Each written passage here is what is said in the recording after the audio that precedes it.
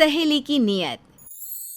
कहते हैं कि आपके घर पर कौन किस नीयत से आता है ये तो पता नहीं चलता, लेकिन गलत सलाह से आपके घर क्या हो सकता है, देखिए।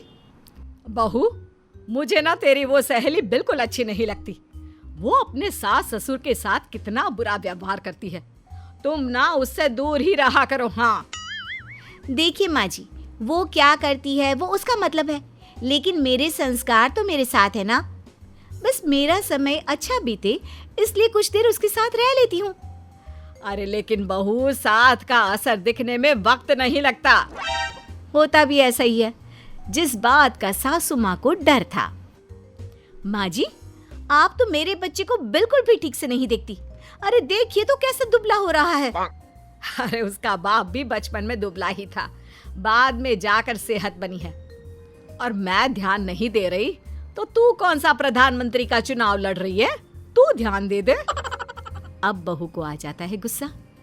पता है वो मेरी सहेली है ना रिमझिम, उसकी सास भी उसके साथ ऐसा ही बर्ताव करती थी। भगा दिया, गांव में बैठी है आज वो बुढ़िया। हाँ बेटा, पक्का काम किया है मैंने। बहुत जानती हूँ मैं तेरे जैसी जबान चलाने वाली बहुओं को। जिस घर में तू बैठी है ना, वो मेरा घर है। मेरे पति ने मेरे नाम से खरीदा था। और तेरे पति की जो तनख्वाह है ना, उसमें तो तू कहीं एक कमरे के मकान में रह ले तो गनीमत है। बहू को समझ में आ जाता है कि सामने वाला खिलाड़ी भी कच्चा नहीं है, लेकिन सहेली। अरे तो क्या हो गया, उनका मकान है तो बोल, बंटवारा चाहिए भाई। माँ बाप के प्रॉपर्टी में बेटे का बराबर का हिस्सा होता है। बुढ़िया को खुद खाना बनाना पड़ेगा, तब अकल ठिकाने आ जाएगी। पता नहीं तू कैसे नौकरानी बनकर रह लेती है, मुझे तो बड़ा दुख होता है तेरे लिए। तभी रिमझिम का पति मुकेश हाथ में कलछी लेकर आ जाता है। रिमझिम, खाना बना दिया है, पैक भी कर लिया है अपने लिए। अब मैं ऑफिस जाऊं? जाओ, और सुनो, शाम के लिए ना सब्जी ले आना। ये लो 10 रुपए तुम्हारा आज का खर्चा। रिमझिम, कुछ पैसे और दे दो ना। वो क्या है ना, कभी कभी चाय के साथ कुछ खाने का भी मन कर जाता है। अरे वाह, क्या बात है, तो खाना लेकर जाना बंद कर दो। इतने फालतू पैसे नहीं है मेरे पास कि तुमको चाय के साथ मठरी और बिस्किट भी खिलाऊं। जाओ यहाँ से।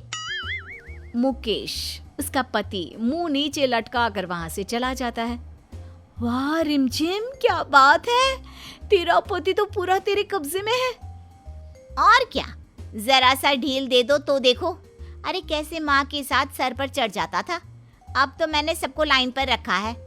रिया घर आती है और अपने पति सतीश से कहती है, देखो कितना फालतू का खर्चा करते हो तुम। ये देखो, ये फिजियोथेरेपी वाले रोज का पैसा ले जाते हैं एक्सरसाइज के नाम पर। अरे वही एक्सरसाइज रोज करवाते हैं। अपने मम्मी पापा को बोलो कि खुद कर लिया करे, हमारे बस के नहीं है ये सब खर्चे। अरे कैसे बात कर रही हो? पापा के पैर का ऑपरेशन हुआ है, फिजियोथेरेपी लेने के लिए खुद डॉक्टर ने कहा है। नहीं रिया। ठीक है फिर देख लो, कमाते तो हो नहीं तुम इतना कि खर्चा निकाल सको। कल को बच्चे के लिए कुछ बचाना है कि नहीं। फिर भी अगर तुम थेरेपी वाले को रोकने वाले नहीं हो तो मैं जा रही हूँ मायके। पति क्या करता, बीवी को मनाने के लिए माता पिता की थेरेपी रोक देता है। बेटा, कई दिनों से फिर घुटने में दर्द हो रहा है, प्लीज डॉक्टर को दिखा दो। जी पिताजी, मैं कमरे से कार की चाबी लेकर आ रहा हूँ। बेटा जैसे ही कमरे में जाता है, पता है कितनी फीस है डॉक्टर की? पूरे 500 रुपए, ऊपर से दवाई लिखेंगे 100 अलग। इन लोगों को बोल दो अभी पैसे नहीं है हमारे पास। बेटा बाहर आकर कहता है, पिताजी, अभी ना मेरे ऑफिस से फोन आ गया है, तो कल चलते हैं। बेटा पापा को दिखा दे, कहीं घुटना काम करना ही बंद ना कर दे। लेकिन बेटा तो बीवी के कहने पर रहता है और घर से बाहर चला जाता है। देखिए माँ जी, आज काम वाली नहीं आएगी। हाँ तो क्या करूं? मैं सोच रही हूँ कि काम हम दोनों मिलकर कर लेते हैं। जो पैसे बचे उससे पिताजी का इलाज करवा देंगे। अब कहीं ना कहीं तो मैनेज करना पड़ेगा ना माँ जी। सास भी पति के लिए कुछ भी करने को तैयार होती है, वो मान जाती है। लेकिन अगले ही दिन से, माँ जी मैं ना सब्जी काट रही हूँ, आप झाड़ू लगा लें और फिर पोछा। अब बेटा मैं सब्जी काट देती हूँ, वो झुककर झाड़ू तो मुझसे नहीं लग पाएगी। बहू जो बैठकर टीवी देख रही थी और हाथ में 2 आलू लेकर बैठी थी। नहीं माँ जी, मेरा फेवरेट शो आ रहा है, मैं सब्जी काटूंगी, आप झाड़ू के बाद पोछा लगा लेना। सास को उम्मीद होती है कि घर के काम से पैसे बचेंगे और उनसे पिता का इलाज कराएंगे, लेकिन पूरे 1 महीने बाद, बेटा सतीश पापा को डॉक्टर को दिखा देना। माँ वो इस बार त्योहार है तो पैसों की कमी है, अगले महीने पक्का। सास को गुस्सा आ जाता है, वो समझ जाती है कि सब पढ़ाया बहू का ही है। फिर एक रोज, अरे ये क्या कर रही हो, ये बेटे और बहू का सामान क्यों निकाल रही हो, वो लोग आएंगे तो गुस्सा करेंगे। लेकिन सास एक बार भी नहीं सुनती और बेटे बहू का सारा सामान निकाल कर बाहर रख देती है। थोड़ी देर में हाथ में शॉपिंग बैग लेकर बेटा बहू घर आते हैं। अरे ये क्या, किसकी हिम्मत हो गई मेरे सामान को कमरे से बाहर करने की? मेरी हिम्मत हुई है। और हाँ, ये कागज है घर के, मैं तुम दोनों को अपनी प्रॉपर्टी से बेदखल करती हूँ, निकल जाओ। क्योंकि कल यहाँ 2 पीजी लड़कियां रहने आ रही है, उनके पैसों से मैं अपना और अपने पति की दवाई, इलाज, खाना पीना सब कुछ कर सकती हूँ। अरे कैसी कलयुगी माँ हो तुम, कोई अपने बेटे को यूं ही घर से बेदखल नहीं करता। मैं ना कहती थी, तुम्हारी माँ के दिल में खोट है, खोट। खोट किसके दिल में है ये तो बहू ऊपर वाला देख रहा होगा। कल तक तुम लोगों के पास अदालती कार्रवाई के पेपर भी आ जाएंगे, अब दफा हो जाओ यहाँ से। मियाँ बीवी के जाने के बाद माँ रोने लगती है।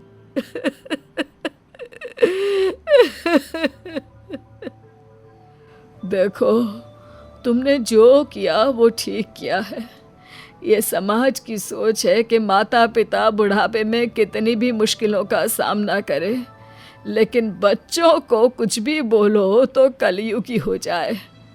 उधर सतीश रिया से कहता है, यार कहाँ चले, कुछ समझ में नहीं आ रहा।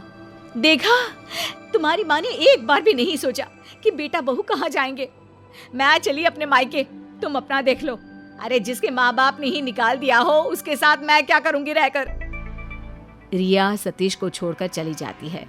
रास्ते में बैठा सतीश सोच ही रहा होता है कि वो कहाँ जाए कि सामने एक माँ को देखता है जो अपने बच्चे को खाना खिला रही होती है। माँ, तूने भी तो कुछ नहीं खाया, तू भी खा ले। अरे नहीं नहीं बेटा, मेरा तो पेट ना भरा हुआ है, तू खा। हाँ, और कुछ खाएगा? ले आऊं मैं? नहीं माँ, मुझे पता है तेरे पास पैसे नहीं है, लेकिन तू मुझे खुश करने के लिए ये बोल रही है। सतीश को अपनी माँ की याद आती है, वो भागकर घर जाता है। माँ मुझे माफ कर दे, मैं मानता हूँ मैंने गलती की है, मैं अब इस घर से कहीं नहीं जाऊंगा, मुझे बस एक बार माफ कर दे माँ। माँ सतीश को गले लगा लेती है। वो जानती है कि बेटा ठीक रहा तो बहू की मजाल नहीं होगी कि किसी को दुख दे।